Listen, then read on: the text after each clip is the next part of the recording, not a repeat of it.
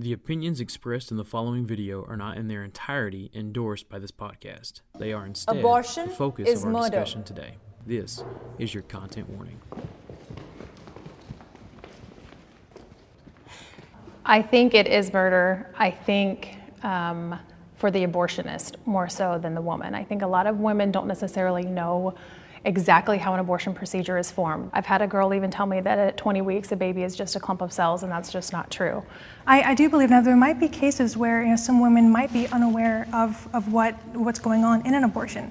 But by and large, I think, especially with the advent of the internet and so much education out there, many of them do know that there's a life inside of them, and they want to end that life, whether they call it murder or not. Hard disagree.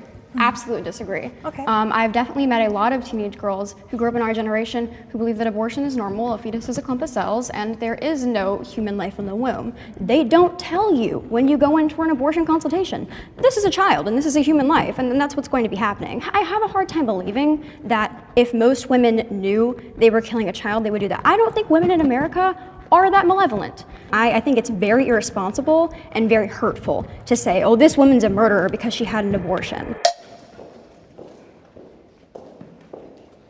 At least my personal experience, the people who worked there were very understanding. They let me know there is a child that could come out of you in 9 months. Are you sure you want to do this? I knew there was a child in my body. I knew I could have a child in 9 months, and I knew that that child can grow old and be their own person.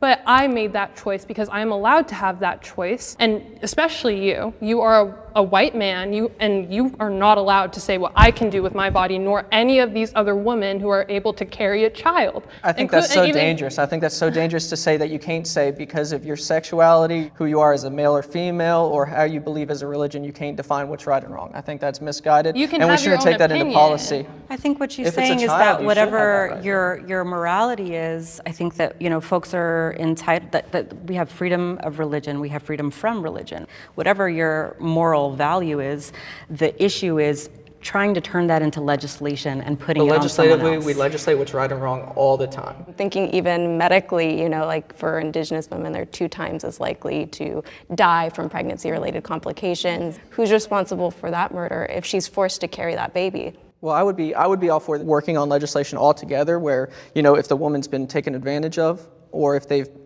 incest situations, or if her life's at risk, we can keep those options on the table. So all of a sudden, because she could potentially die, we'll make legislation where she can't abort that baby, and all of a sudden you're pro-abortion? No, I'm not pro-abortion. I personally would not like her to choose that option. I think science So has you'd come. prefer that she die, though, No. right? I think science has come a long way where that's vastly not the case anymore within our medical community, and we need to continue to increase funding for those mechanisms to provide more research on how to keep the woman alive in those situations. What is the end goal here, that abortion be illegal and it be criminalized and removed as a resource forever from this country? Is that the Illegal and unthinkable. illegal and unthinkable? So it is culturally For women, we want women to have resources, first of all, to where they don't need an abortion, and then abortion for the abortionist is criminalized. So an abortionist could go to jail for performing it. Women should not be criminalized because at the end of the day, women are victims of abortion as well.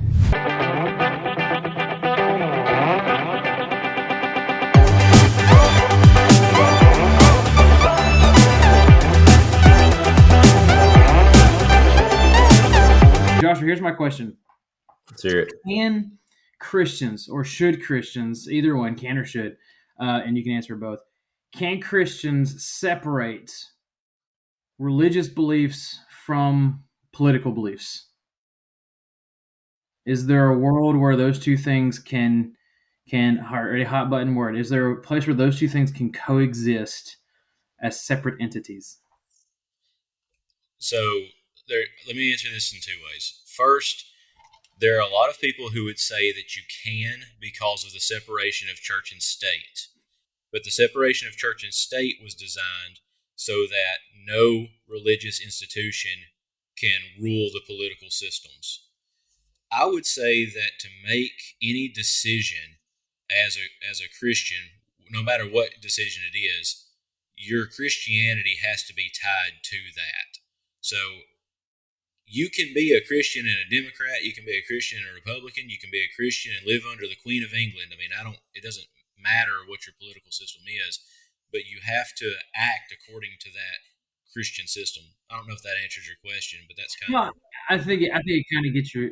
I think it, yeah, I think it kind of makes sense. I hear a lot of time because we're gonna approach a topic tonight that's probably one of, if not the most controversial that we've talked about on this particular podcast. And the reason I say that is because it is without a doubt the most politically charged topic that we've talked about on this podcast for sure. And so the reason I say that is because I think a lot of Christians would say, no, you have to believe one political way or another in order for those ideals to line up as quote unquote Christian, right? You cannot be a Christian and support what XYZ political parties support. And I don't necessarily agree with that philosophy.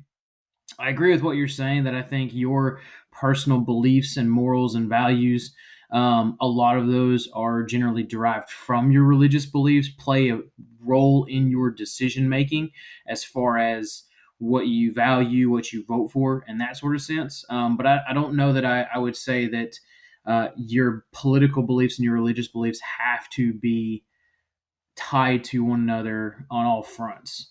I would say the political beliefs that are rooted in a system of morality have to be defined by your religious viewpoints, because that's where you get your morality from. I got you. So, there are some topics that we'll talk about politically that have a true moral foundation, right? And how you view morality will dictate that. Now, there are other views that aren't rooted necessarily in morality per se. Like, for example, right across the street from us, well, I guess down the street a couple miles, they're looking at building a subdivision. And they had a meeting last night to talk about whether or not they should build a subdivision. My religious views don't have an impact. That's a political decision. Right. My religious views don't have an impact on whether or not they build the subdivision. But if they wanted to, I don't know, if they wanted to host a community concert and the community concert was going to feature bands that were going to be, naked on stage doing all kinds of crazy stuff, be the most popular band in town. But then my political views would dictate how I felt about that. I got you. I don't know if that makes a lot of sense. No, it all makes kind of perfect sense to me. I think one of the things I go to is I think Christians get really worked up about certain things politically, and they blame it on their religion, but they don't get as worked up about things in religion that they maybe should. So, for example, a lot of people will cause a huge stink about gay marriage, right? And they'll claim that because of my religious beliefs, I can't support gay marriage, and they'll go after that. But they very rarely will call out the person sitting next to them who's lying or gossiping or something along those lines. And so I just kind of wanted to ask that, kind of get us kickstarted into what we're going to talk about today. Because if you've already seen the clip or listened to it before this whole thing started, you will know that we're going to talk about the topic of abortion. Abortion is an incredibly hot button topic right now, both politically and religiously.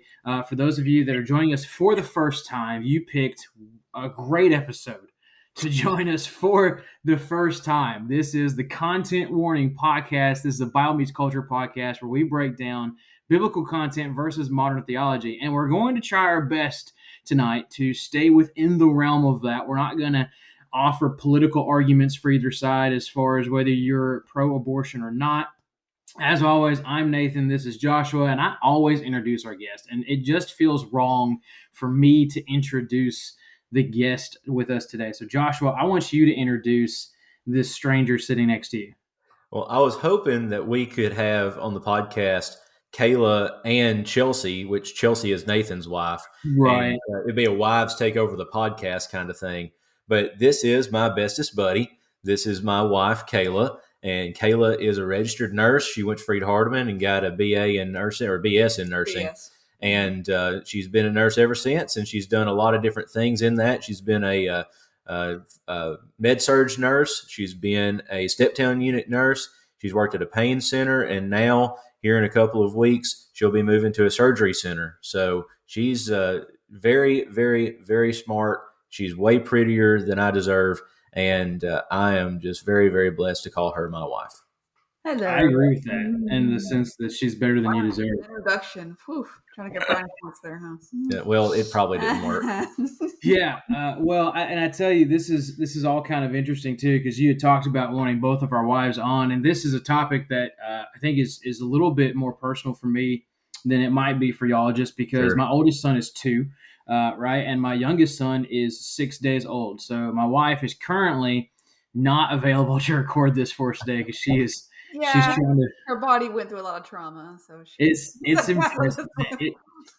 I'm going to say something that's going to get me a lot of flack. It is absolutely 100% one of the most impressive things you can witness to watch childbirth. But people that say that sight is beautiful, I think are crazy. There's nothing that is pretty about what goes on in that. I'm going to spare by the details because if I talk too in depth, we're going to get kicked off of Spotify and YouTube for violating community guidelines or something. So anyway, it's all really interesting to me. But we want to approach this topic, right? This idea of abortion, and specifically the clip that we played right before this. The question was asked. For those of you that don't know what that was a segment from a YouTube channel called Jubilee. It's a segment that they do called Middle Ground. They purposely bring in people on opposite viewpoints of all sorts of different topics. And the whole video, I think, was like 25 or 27 minutes long. It's a really good conversation. But you could go back and watch that. You can find that on YouTube, no problem. But the question that was asked is abortion murder?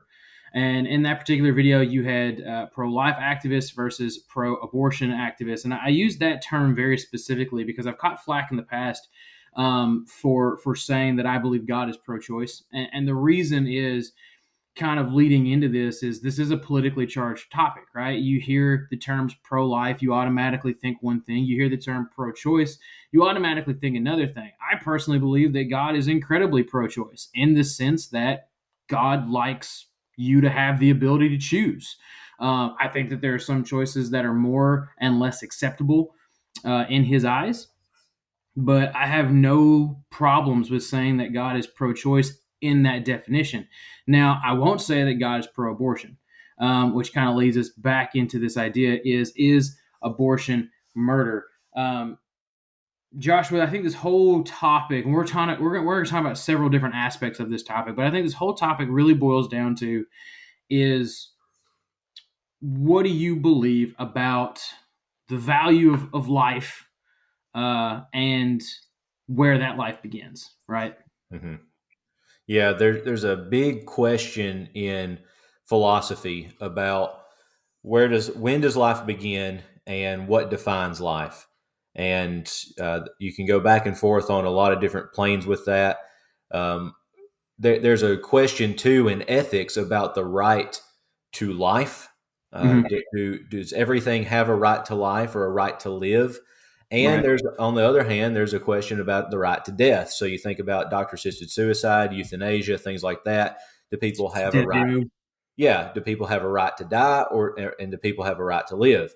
Right. And so we I think, would affirm that human beings have a right to life, that because you are a human, and that is a different plane than any other creative thing in this world, that human beings, because they are humans, have a right to life. Mhm. And so the question then is, if a human has a right to life, what defines a human?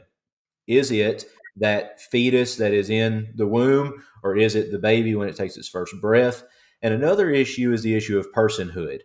How do you attribute personhood or humanity to something? So those are the big questions we have to work through from a philosophical angle. Now, Kayla and I were talking about this kind of before the podcast, and she's, I'm a philosophy guy. I'm kind of I'm the guy who, is fluid and Right. malleable and all that with my ideas. Kayla is a very scientific person. She thinks in pretty structured ways, and so she was coming at it from a scientific perspective. So I'm going to let her talk about that. You have to think about, okay, what makes something alive? Mhm. This just goes back to basic biology. The thing of what makes something alive is its ability to reproduce.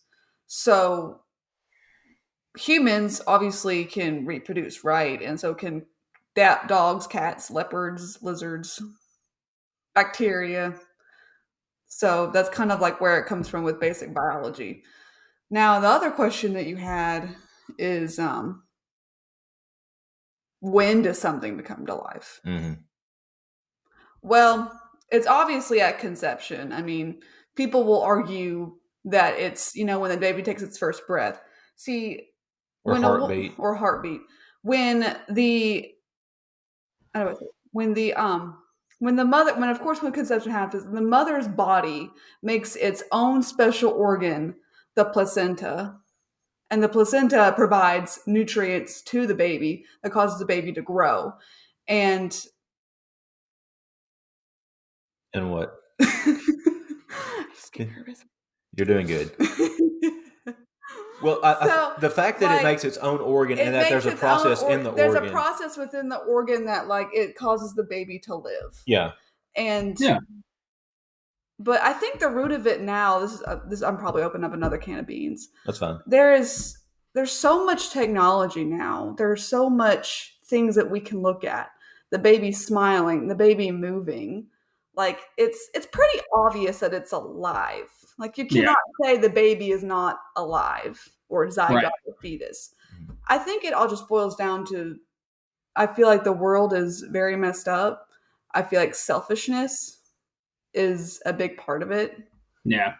In the world. Well, we'll get to that too, because like I said, a whole other can of beans. Well, we'll get to that too, because those are, I think, what we refer to those as hard cases, and I think Christians might handle those kind of poorly in some instances. But so I found a couple of these things, right? So this is this idea of when does life begin? This is the word life.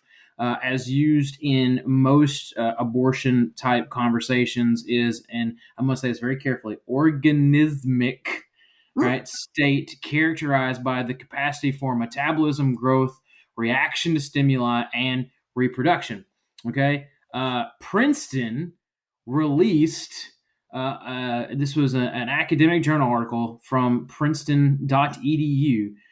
Talks about how human development begins at the union of the male and female germ cells, which is known as fertilization, which is the very first developmental stage. So all of life, by that definition that I just read, can be classified as starting at that point where those two things meet. And that's not from any sort of religious textbook. That is as academically solid as you can put forth an argument. And so right, when you have one cell combining with another cell producing an organism, it's reproducing itself. Does that make sense? Yeah.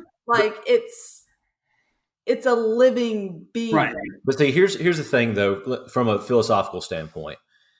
Very few people argue that life doesn't begin prior to birth. There are some there that are the pro-choice or pro-abortion, if we want to use that term, who do argue that, but very few do. And even in the clip, there was one lady who had an abortion who said, when I went in the clinic, they told me there is a child in you, and in 9 months that child will be born, and this child could be the next president of the United States or whatever.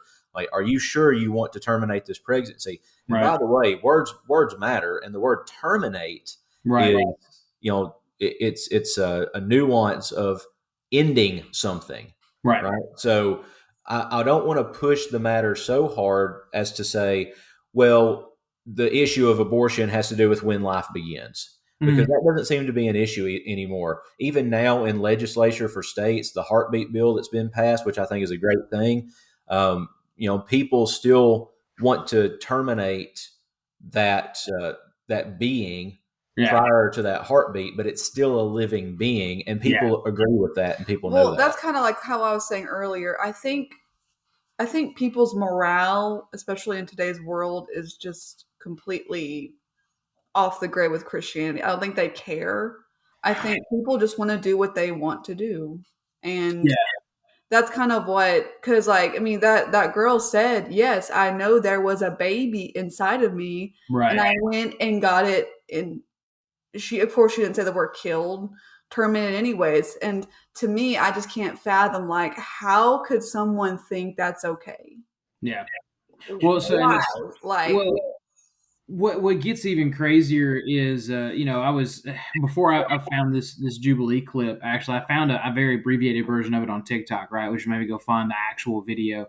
But it's actually, the word disturbing doesn't actually even begin to touch on the amount of content that is on social media of young women who are very ready to joke about abortion is really alarming, actually. Like how culture has created this thing that lacks any sort of sympathy or empathy or moral about it whatsoever, that it's literally just it's something that has far-reaching repercussions, but culture almost seems to treat it as simple as, purchasing a new cell phone, or buying a house or a car, or having my appendix removed or my wisdom teeth taken out, or whatever the case may be. It's just another thing that I may or may not have to deal with. And so I think that poses a really big problem, kind of like you were saying, Kayla, from a cultural standpoint. And so I think that there are a few. In fact, there's actually a recent clip that kind of, I think was it Kentucky that passed a heartbeat bill recently?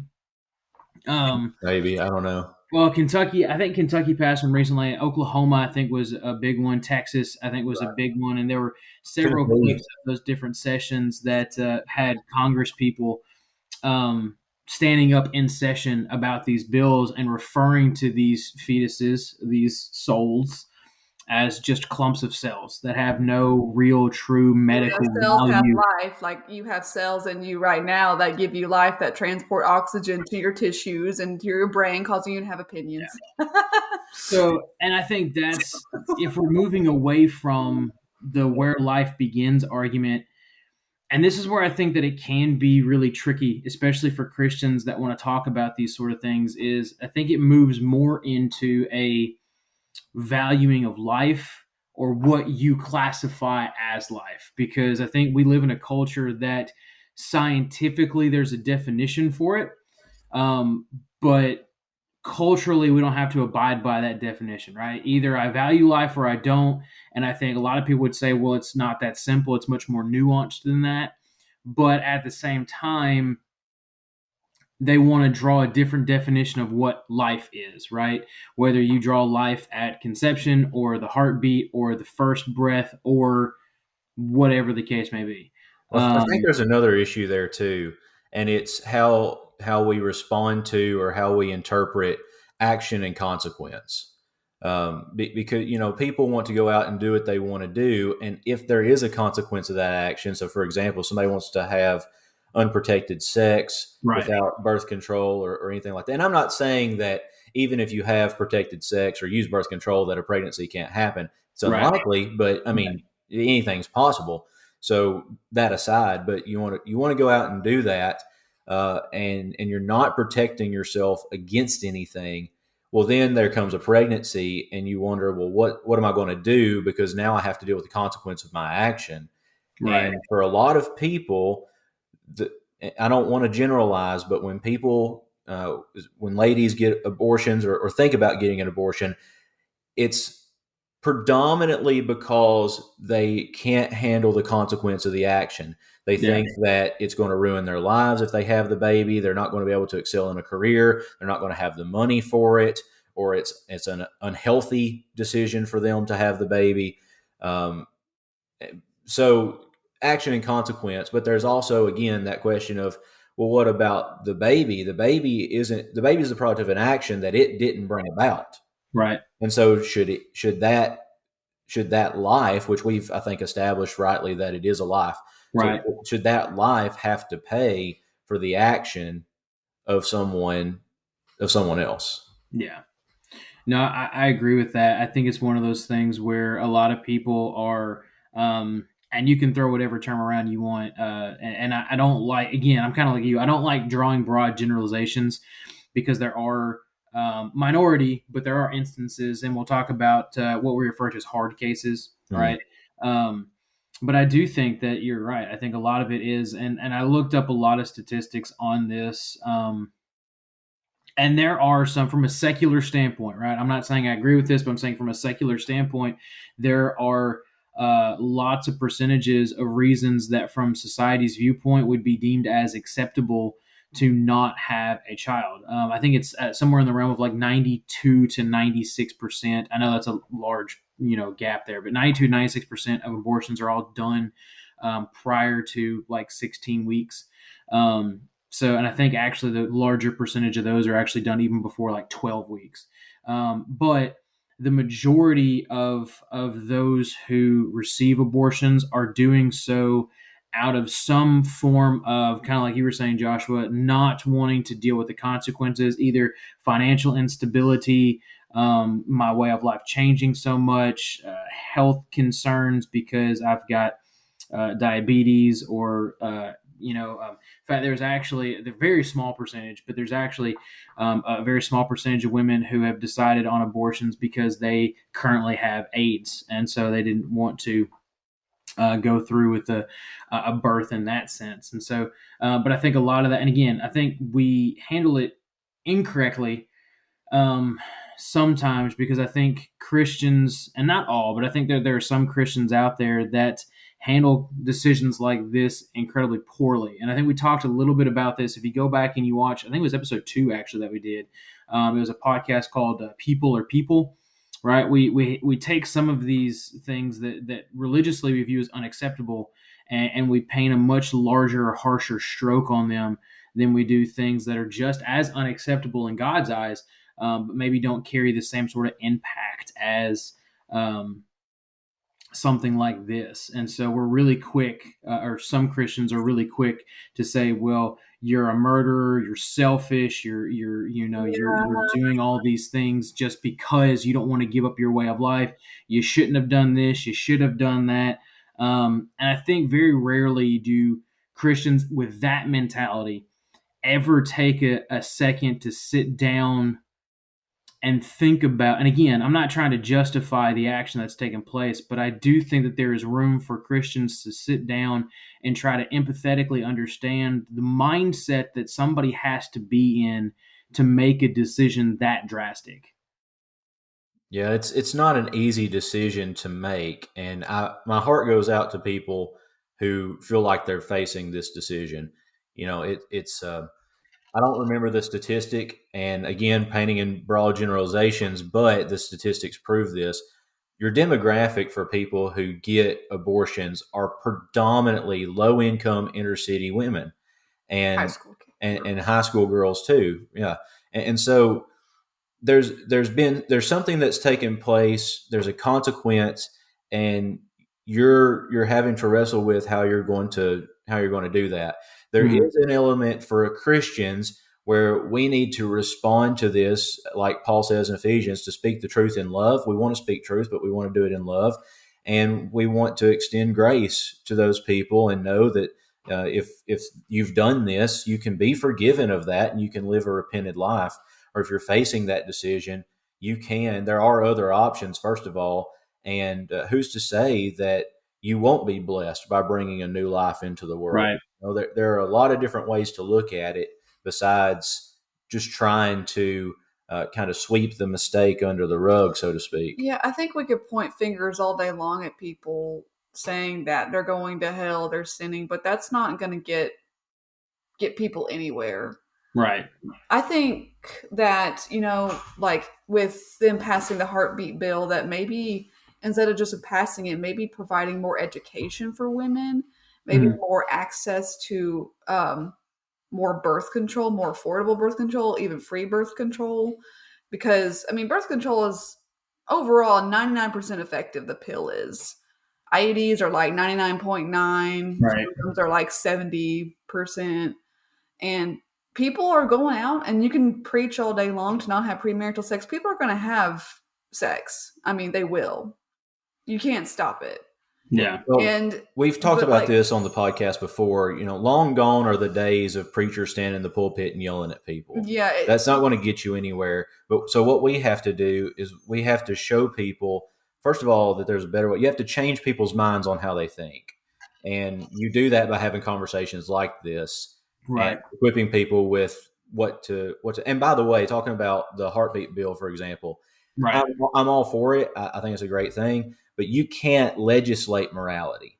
Oh, no. Legislation, and this was a thing brought out in the clip, legislation makes laws all day long that are immoral laws. Right. And, I tell my students at Faulkner for the Christian ethics class, the law is the moral minimum. Yeah. Like it's not the umbrella; it's the minimum that you can build off of. Well, and so that was the case too. If you go and you back and you watch the video, other than the clip that we just played before this, I think the very last question that they were asked is, abortions will continue to happen regardless of legislation. Every single one of the people said they agreed with that statement. I think anybody that doesn't agree with that statement is, I'm going to be harsh, but it's quite frankly just naive, and is either incredibly naive or is eternally optimistic of people in general, which may be considered as completely naive. Yeah, but I will say this, though, and I don't disagree with you, but I will say this. That's one excuse that pro-abortionists use to keep abortion legal. Right. They say if you make it illegal, people are just going to do it anyways, and they're going to do it by non-certified people or by people who aren't doctors, and there's going to be a lot more harm than good done by that. They call them back alley abortions that were popular in the 50s and 60s before abortion was legal. And the fact is, the back alley abortions that happened in the 50s and 60s, really more the 60s, Right. were the numbers of that are incredibly inflated. There were not very many of those taking place. That doesn't mean they weren't taking place, but there weren't as many. So I'm in full agreement. You can outlaw it all you want to. I mean, we've outlawed drugs and people still do drugs. You know what I mean? So it's going to happen. So with the heartbeat bill, there needs to be other types of legislation involved to try to help women with where they're at. Like, I agree with that. This is what I have an unpopular belief, but I don't think, they should completely shut down Planned Parenthood. Like, I mean, of course, they do other things besides just abortions. They do pap smears. They provide other types of services for women, which I think is great, except for the abortion part. So, right. No, I get the that. abortion part. And that's just what, like you say, okay, well, you can't have abortion within 6. Why can't we just start with like tier 1 and completely just try to prevent the pregnancy from even happening, so you're not going in and make a detrimental decision where if there's like a certain statistic of women having super horrible depression after the abortion, suicide rates, some women just go crazy after they have an abortion. There's a lot, and I can't cite all of it obviously in this video, but there's so much data out there. There's an overwhelming amount of study and statistical information of what they refer to as abortion guilt. A lot, if not, I forget exactly what the percentage is, but it's an incredibly high percentage of women after an abortion deal with what is essentially postpartum depression.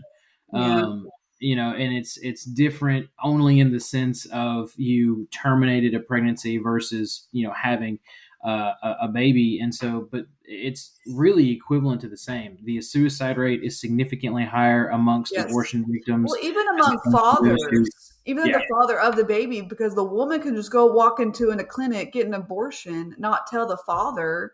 And that leaves the father in a horrible place of, what if the dad wanted to keep the baby? That's the father's child too.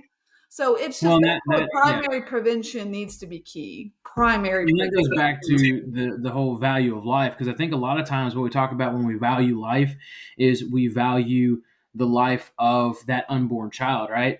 Kayla, you've kind of hit on the idea of valuing life to the sense of, okay, the mother's life is now drastically different. The father's life is now drastically different. there are so many people that this affects aside from just the unborn child that you've chosen to abort. And so I think that is something that we very rarely think about. I think when it comes to this idea of arguments that are used, I think a lot of them, and again, I said we were going to do our best not to get like really, really political about this, but I think a lot of these things are what are referred to as red herring arguments. And the only reason I bring that up is because I think one of the things that you hear a lot when it comes to abortion, you come to this idea of value. I think a lot of times Christians are so amped up to defend their faith, right? To defend, abortion is murder, and we've got to respect life more than that. You're killing babies, and all these things. And I think a lot of times Christians are hit with something like this. Okay, so what about rape and incest? What about this, that, and the other? What about those, what we refer to as hard cases when it comes to abortion? Also, I have another opinion about that. Well, okay, so this is what I think is really interesting. Well, no, so this is what I think is really interesting too. And again, I'm trying to stay a little bit away from the political sphere here, but these are what I like to call red herrings, because I think a lot of times what happens with that is Christians try to place themselves on the higher moral ground, right? The moral high ground in situations like this. And somebody comes after you and says, well, what about rape? What about incest? And Christians, in my opinion, not all, but most, maybe not even most, but a lot of Christians handle this the wrong way because they want to stay on that moral high ground, and they will say something, and I'm going to be blunt and I'm going to be honest again, and we might disagree, and that's fine. My sleeves are up. I don't care. Most Christians will respond by saying something incredibly insulting and incredibly stupid, and they will say, well, it was just God's will that lady got raped or that whatever happened, and that drives me crazy personally. And we can disagree about this if you want, that's fine. But I think that these are red herrings in the sense of it's literally, to me, it's just an argument to try to shift the viewpoint and make it a morality issue or try to get you off your balance, because you could eat 99 times out of 100, you could say, okay, for example, if you were to write legislation that says, okay, we will make exceptions for rape and incest, can we make all other abortions illegal? They're still not going to say yes to that question. And so if you're still not going to say yes to that, you've got no right bringing that up as a defense for what you're trying to accomplish. But it does drive me up a wall when a Christian will say, well, it was just God's will that lady got raped and became pregnant as a result of that. I don't believe that's even remotely accurate. Well, you and I have similar theological beliefs on what God's will might mean and how the sovereignty of God influences what we do or don't do. And so that's a whole nother conversation for another time. I'm not going to get into that. But I'm in full agreement. Because of that, I'm in full agreement with you. Christians really need to be careful about how we say things are God's will. Right. Because I remember not too long ago, a good friend of ours had their baby die, and people would say things like, well, it was God's will, or God just called his angel home, or something like that. And you think you're being helpful. You think that you're saying something overly spiritual, and you're actually being incredibly insulting. You're being incredibly insulting, and you're wrong. You are wrong. Sometimes bad things just happen. Preach, brother. Well, there's also Satan in the world too. People forget Satan is there. Yeah, that's true. And sometimes bad things just happen to people. That's just the way things are. So I'm in full agreement. Just don't say that because you're wrong. Yeah. Now, as far as like rape and incest go, right? Those are terrible things.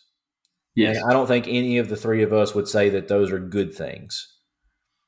But how a life is created should not lessen the validity of the life. Yeah, because it wasn't the baby's fault. Like, it's not the child's fault. Like, let's put the blame on the rapist. Like, capital punishment. Like, they could be castrated or killed. Yeah, Right. rapists go to jail for what, a few years? You know, like, why can't there be more support for the woman that goes through that, or even having an adoption set up? Right. Like, why does the child have to pay for the acts of someone evil? Yeah. Like, why do we have to put the rapist in jail for 2 years and then kill the child that had nothing to do with it? It was actually kind of interesting. I've never actually heard this until I watched this video, right? This was part of the longer version of the video that we showed before this. They actually asked this question. They're like, I think the question was phrased as abortion should be available for victims of rape and incest.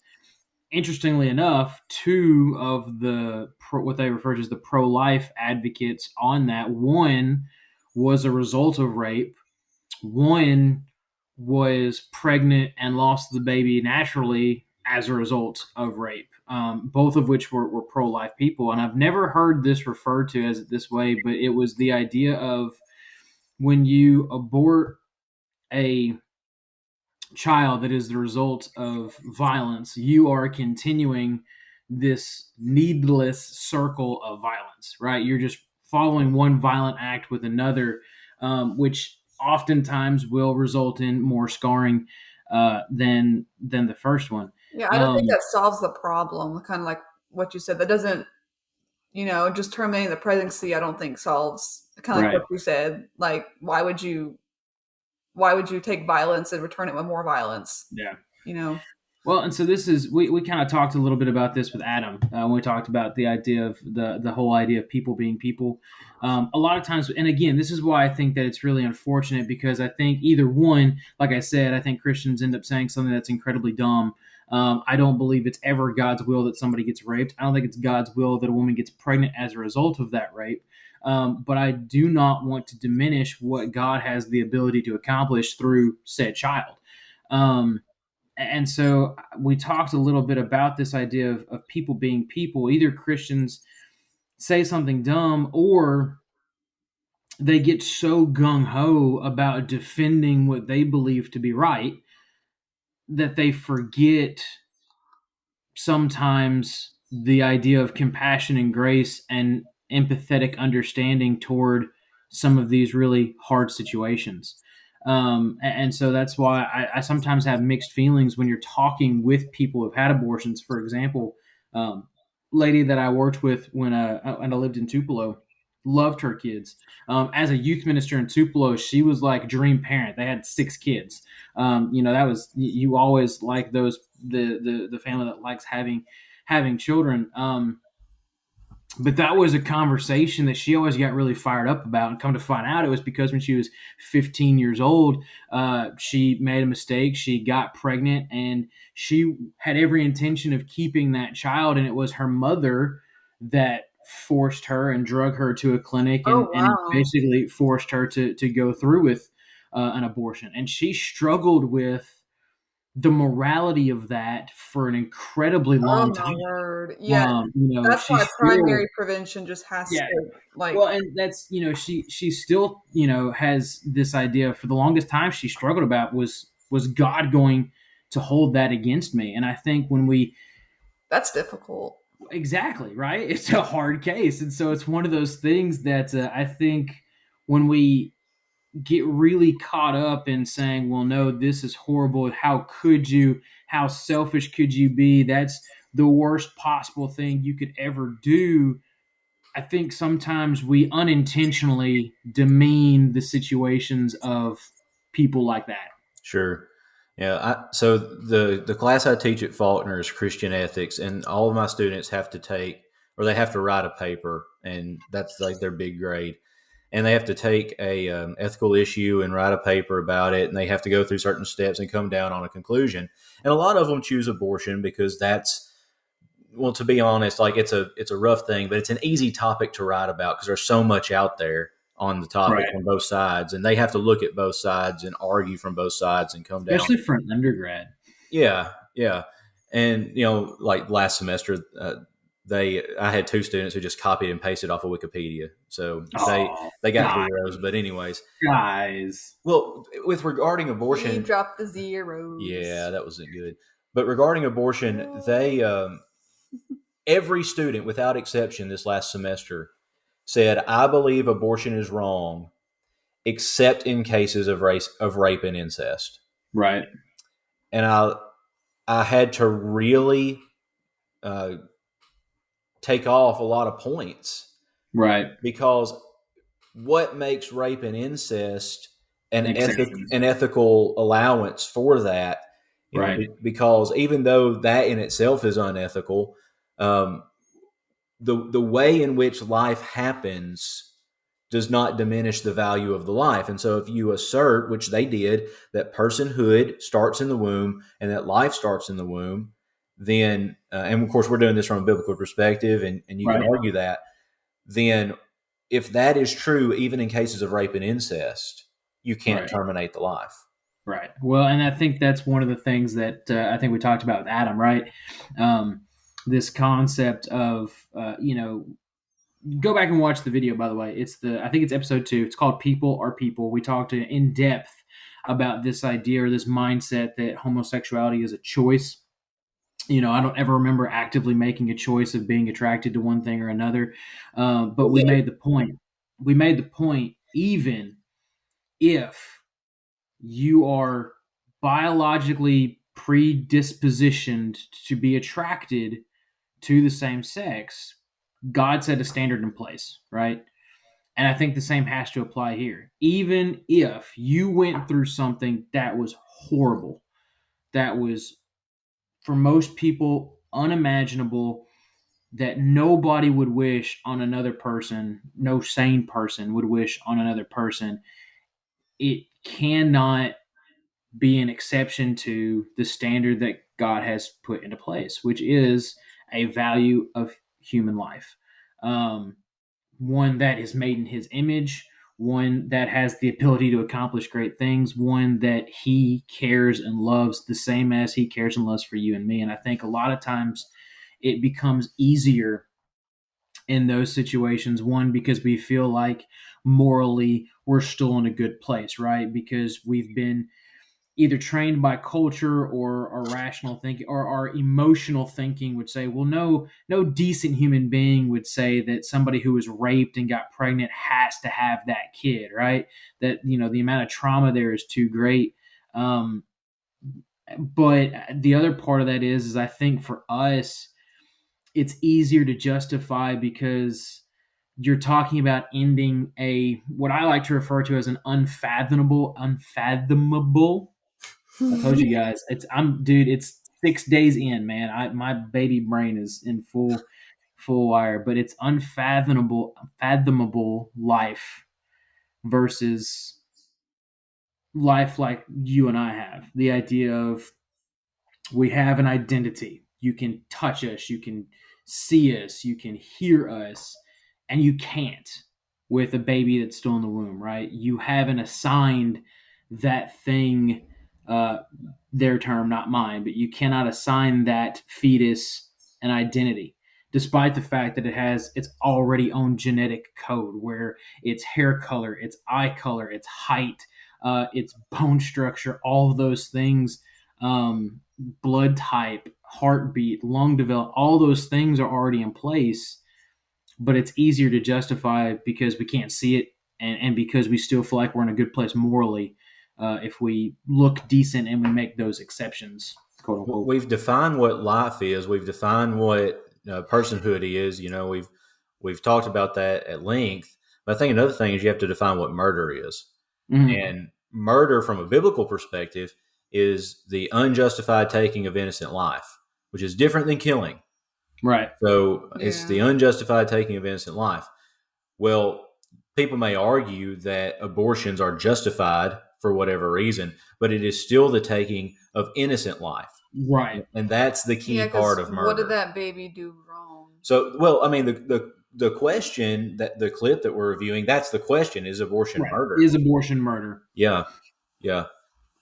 Well, I would ask someone that said no, it's not, and be like, okay, what do you think murder is? Like, in your definition, how would you describe murder? And if they say it's the taking of someone's, like, the intent, it's like, well, yeah. Could you please explain to me how you don't think going inside a woman, taking instruments to cut out a living human being Right. is not murder. Like, please, help me to understand what you're thinking. Yeah.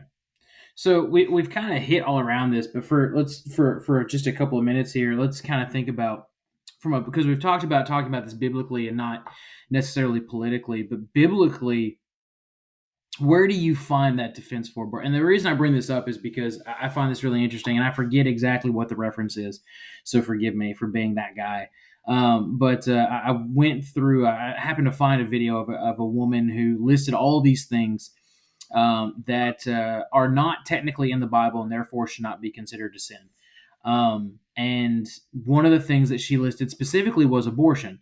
And she is correct. The word abortion does not appear anywhere in the Greek New Testament or anywhere in the Old Testament in Hebrew or Aramaic. She did reference a particular verse, and Joshua, you might be able to think of this off the top of your head. I cannot. But she referenced a particular verse in the Old Testament that talked about a common verse that she claimed all Christians reference in forms to abortion, which is where a man is being given the death penalty for killing a pregnant lady. And therefore that is considered why the Bible speaks on why abortion is bad. Her argument is that the man was given the death penalty for killing the woman, not the baby. The fact that she was referenced there as being pregnant is indifference to what the law would have been at the time. I would just say read the context, because in that, like you say, I can't off the top of my head say where it's from. I need to look. But there's also in that same context a passage that speaks of if a pregnant woman is hit in the stomach and the baby is born, if the baby's born fine, then the person doesn't owe anything, like they don't have to do anything. If the baby's born with deformities or born dead, then the person has to pay a certain price. I don't think they don't have to die, but they have to pay some kind of price. And it was a big price. And then if the woman dies while pregnant, then you're punished by death. Right. I think that's how it goes. But and people will say, well, the person didn't have to die, even though the baby was born dead or with deformities. Okay, fair enough. But that person still had to pay a huge price that could probably ruin that person financially or whatever. I mean, there is a punishment in place for something that's going to happen. And the fact that there's a punishment means that God is trying to deter this from happening. That's why we put punishments in laws. Yeah, it's Exodus 21, by the way. Sorry, I was looking it up. Exodus 21 verses 21 really through 25. There's a reference here. It says when let me see. When men get into a fight, if they hit a pregnant woman so that her child are born prematurely, but there is no injury, then the one who hit her must be fined, as the woman's husband demands from him, and he must pay according to the judicial assessment. If there is an injury, you must give life for life, eye for eye, tooth for tooth, hand for hand, foot for foot, so on and so forth. And again, I think her argument was that if you have to take life for life, it would be because he ended up killing the woman, not the baby. Which again kind of goes back to your point. Sorry, Hey, what verses are those? Because I want to show something real quick. That was what version you said I was reading? That was Exodus 21. What? Exodus 21. That started in verse 22. That was giving laws for slaves. It actually, the context of it, I think, starts like back in verse 20 or 19, maybe. I already exited out. See, this is what happens when you come to a podcast unprepared, folks. We're not unprepared. We're just it's laws about personal injury start in verse 12. Okay, so here's the thing about it. Right. The subject of this passage is, it says this is verse 22, if men fight and hit a pregnant woman and her child is born prematurely.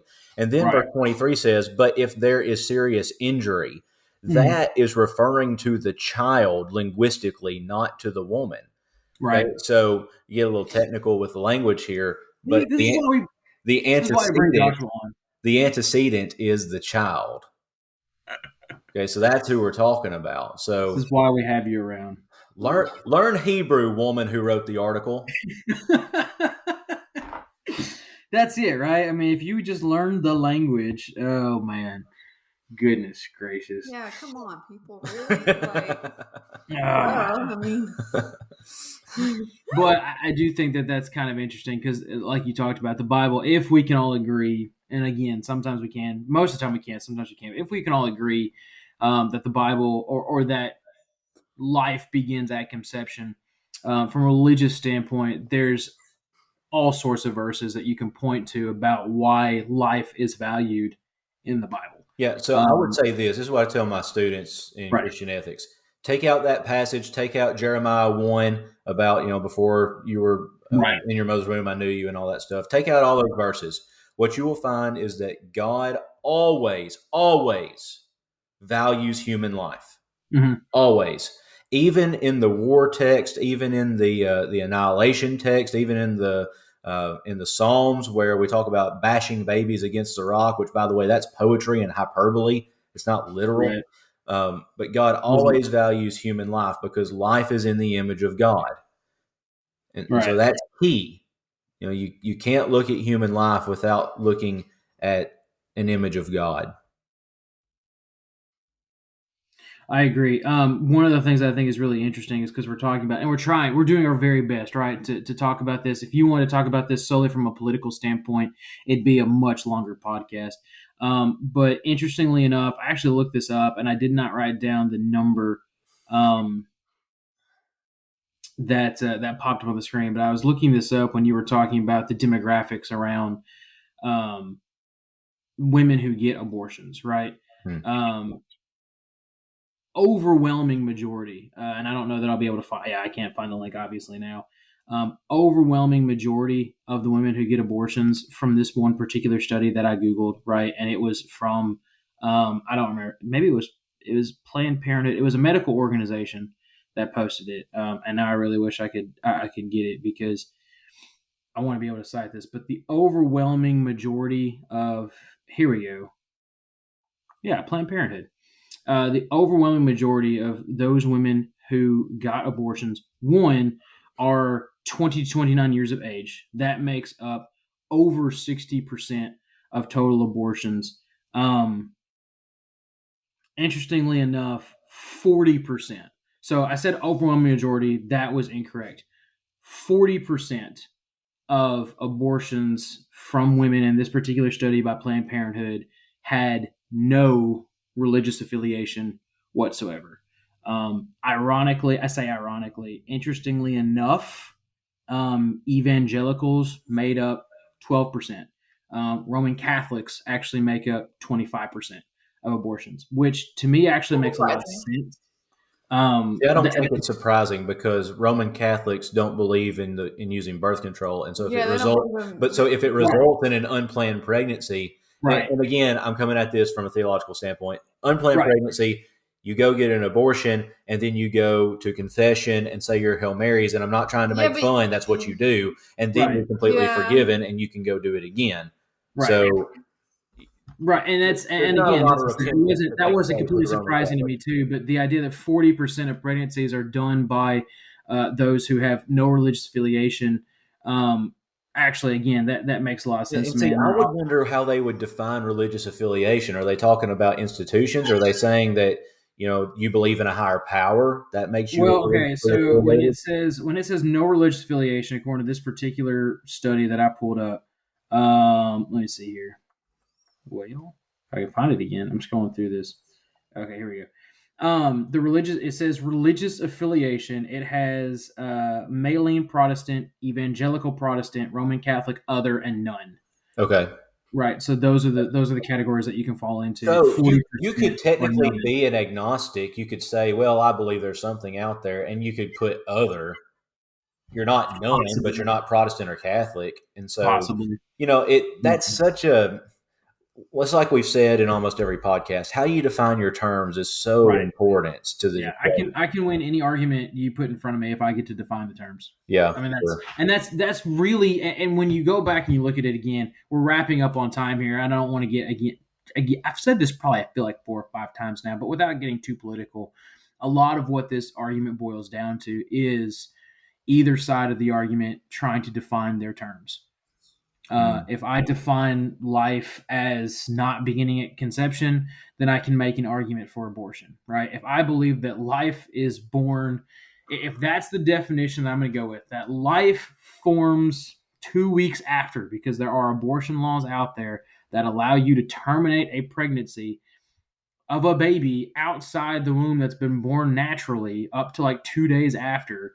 If I can define life as, whatever, it becomes a much more gray area. But again, it's just, like I said, a lot of this stuff is very interesting to me. And I went back up here. I wanted to bring this up just for a second because I was actually a little bit surprised at this. The reasonings behind women choosing abortions actually was a little bit surprising to me, because 25% of abortions, according to this Planned Parenthood article, were the reasoning behind that was, I'm not ready for another child, for a or another child, or the timing was wrong. 23% were, I can't afford a child right now. 20% were, I have already completed my childbearing.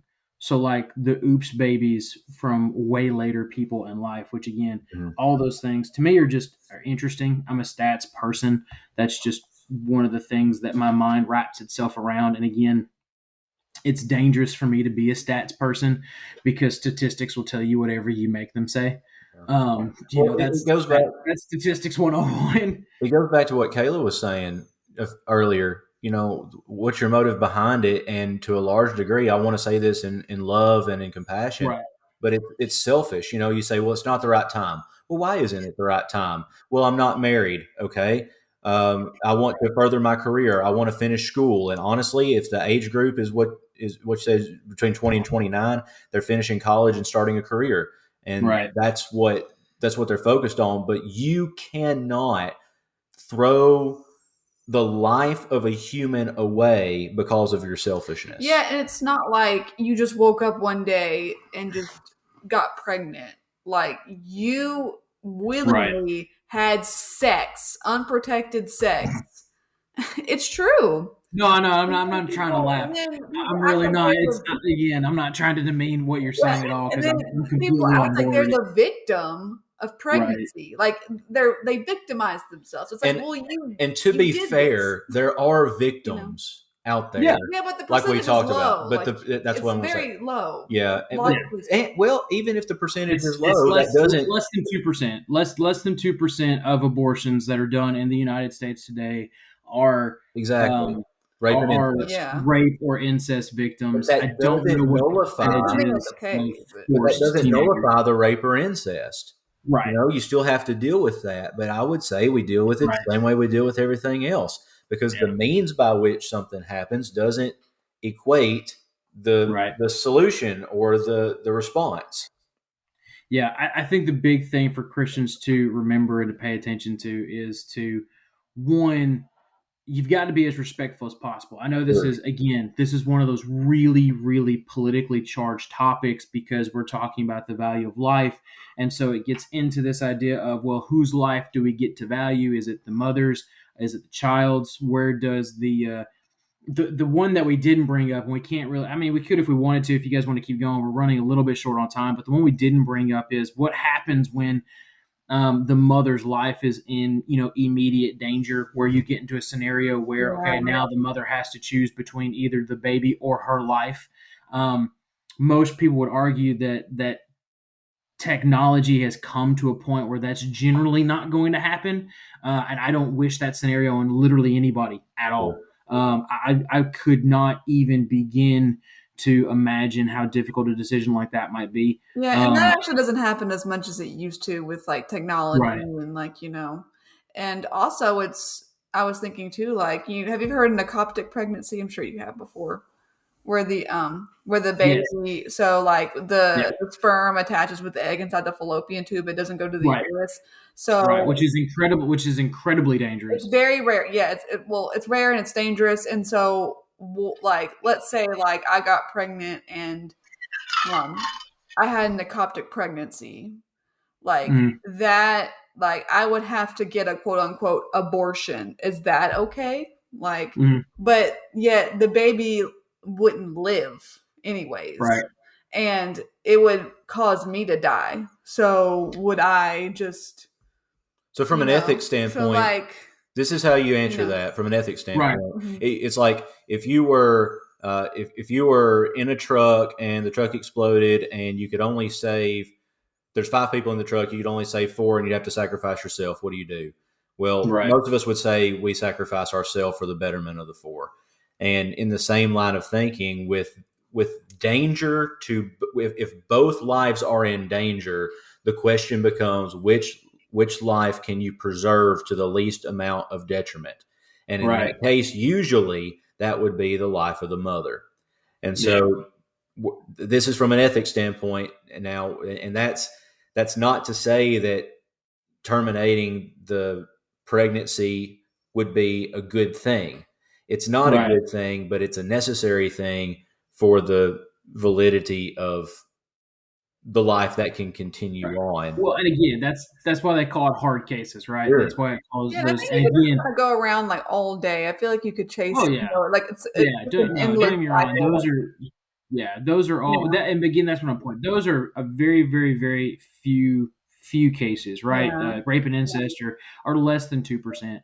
That being said, Christians do really, really well to be careful not to overgeneralize and to treat each case in a way that is loving and compassionate and respects a person's case. Because I think too often we just want to lump everybody into one camp, and we want to, throw those things at people. And you run into scenarios like that all the time. You run into the high school girl whose mom forced her. You run into the woman who got an abortion and then became a Christian 2 or 3 years later. You run into those victims of circumstance, and I think Christians got to be really careful when they deal with something like that, especially in a realm of something as sensitive and politically charged as what we're talking about today. So, and I know, people that have had kids, I've never heard of someone saying, you know what, I wish I aborted my child. I've never heard someone say that. Or I've heard plenty of people say, I wish I hadn't gotten an abortion, but I've never heard someone say, I wish I had an abortion, not had my child. Yeah.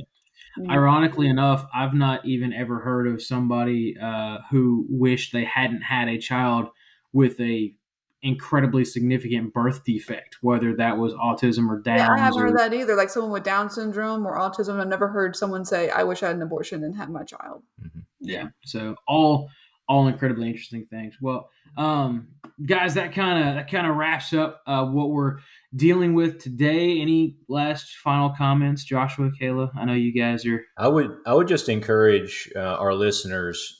One thing I try to teach my students, especially in Christian ethics, is my job isn't to tell you how to think. I'm not here to tell you be pro-life or anti-drug or pro-GMO or whatever the issue may be. My job is to help you think Christianly about issues. And so I would encourage our listeners to go to the Bible, figure out what principles have bearing on the case, and then use those principles and don't waver from them. And that'll lead you to a right decision. Right. No, I agree. Like I said, this is, again, one of those things that I feel like, I don't know why, but I feel like the next several podcasts are all going to be very hot button issues. Just the list of topics that we've got down to run through, and this just kind of kicked it off. But yeah, I think you're right. I think this is one of those things that everything's got to be taken,